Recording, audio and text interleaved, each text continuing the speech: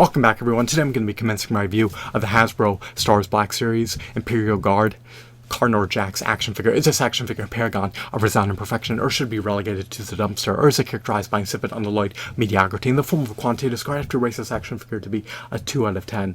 Why? This action figure is meritorious. He does emulate his comic book counterpart. However, much to my chagrin, much to my agony, much to my distress, much to my consternation, he commands a steep, staggering, lofty, exorbitant premium price of $25 plus sales tax, which is a cost-prohibitive price point for the average, devout, avid, hardcore Star Wars fan who can see to paying.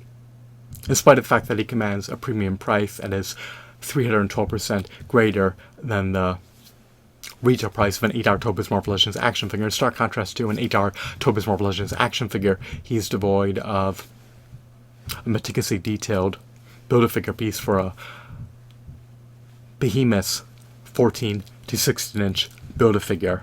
Furthermore, unlike an 8-hour Toby's Marvel Legends action figure, he lacks a comic book. So, at the price point of $25 plus sales tax, he should come bundled with a myriad of Star Wars figures in tandem with a multitude of Build-A-Figure pieces, as well as Star Wars movies and Star Wars video games. There's not enough value consolidated. There's not enough value compact into the package for me to vindicate, for me to warrant, for me to justify, for me to merit buying this particular figure at $25 plus sales tax. Would I take heed of buying this figure for $5 plus sales tax? Presumably, but yet again, I'm not 100% certain about that. Again, he lacks a Build-A-Figure piece, he lacks a comic book, he doesn't come bundled with any additional figures, his accessories are scant. He comes with a cape that he can don, he comes with a couple armaments that he can wield, but it's just not enough to entice me to want to buy this figure. What do I think about his deco? Well, I think his aesthetics, I think his textures, I think his shadings, I think his sculpt are all relatively decent. They're not on par with the sculpts, with the decos, with the designs, with the shadings, with the textures, with the aesthetics of $8 Toy Biz Marvel Legends action figures.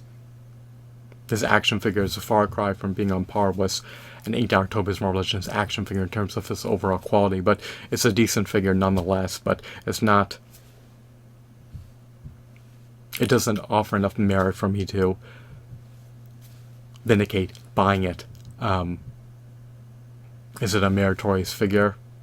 I would not deem it to be a meritorious figure. I would deem it to be decent, but not for the $25 plus sales tax price point. I just think that you're receiving minimal value for your money, and I do not think that they should scrimp on furnishing value to their target market. I understand their overarching goal is to maximize their profits and to maximize the wealth of their shareholders, but it shouldn't come at the expense of customers. We got superior figures for a fraction of the cost of these Hasbro Star Wars Black Series action figures, and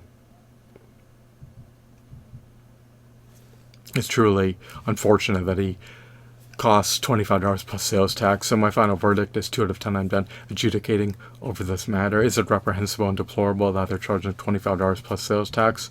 Well, I think it's a disservice to the fans, especially when they're accustomed to buying high-quality action figures for $8 plus sales tax around that price point.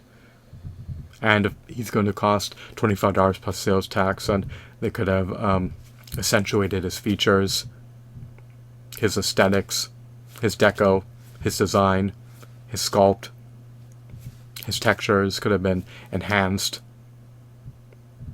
If McFarlane Toys produced an Imperial Guard action figure, if NECA did, it would yield a disparate result. We would get a superior figure relative to the figure that Hasbro is furnishing its target market with. It's wonderful that they're churning out these figures. We do not want the line to become discontinued.